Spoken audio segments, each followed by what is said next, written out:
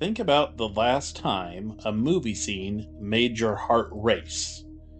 You didn't decide to feel that way, you didn't analyze the scene first, and you didn't weigh the evidence. You felt it instantly. And only afterward did your mind catch up. That's not a flaw in your thinking, that's how the brain actually works. We like to believe emotion follows thought, that we think first and then feel. But neuroscience shows the opposite. Emotion comes first, thought explains it later. Your brain is not one unified system. It's layered. Some parts are ancient, some parts are newer, and they don't all move at the same speed. Emotional systems operate in milliseconds. Rational thought takes longer.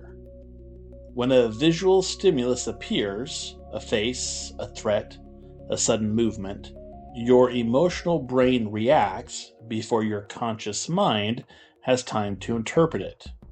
By the time you think, your body has already responded. At the center of this process is the amygdala, an almond-shaped structure buried deep in the brain. Its job is simple: decide what matters. The amygdala doesn't reason, it doesn't debate, it doesn't wait. It scans for danger, importance, emotional relevance, and when it finds something, it sends a signal throughout the body. Your heart rate changes, muscles tense, attention narrows.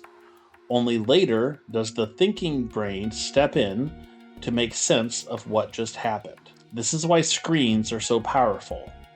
They present the exact stimuli the emotional brain evolved to respond to.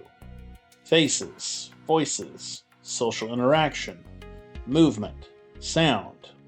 The amygdala doesn't know whether a face is on a screen or standing in front of you. It reacts to emotional cues, not context. That's why a fictional character's pain can feel real, and why a scene you know is staged can deeply move you. Think about suspense in classical cinema. Alfred Hitchcock famously said, "There is no terror in the bang, only in the anticipation of it." Suspense works because the emotional brain anticipates before the event occurs. Your body prepares for something before it happens. You feel tension even though nothing has happened yet. Emotion leads, reality follows. This is why logic alone can't turn emotions off. You can tell yourself, "It's just a movie," but that statement arrives too late.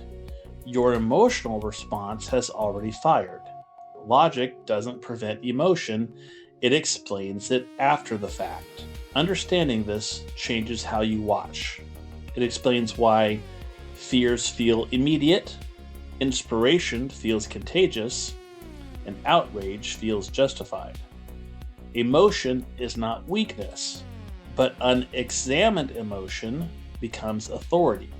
So we must ask ourselves, if the brain, the amygdala, cannot tell the difference between what is happening in reality and what is happening on the screen, a face is simply a face, how are these movies, TV shows, scenes, how is all this affecting how we perceive reality?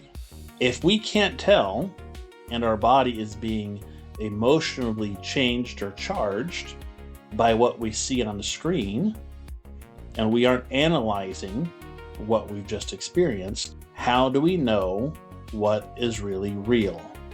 How do we know the thoughts and emotions that we have are actually our own and not something that's being programmed or imparted into us?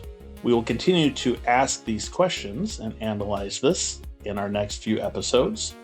Thank you for watching. I hope you've enjoyed this so far, and I'll see you in the next episode.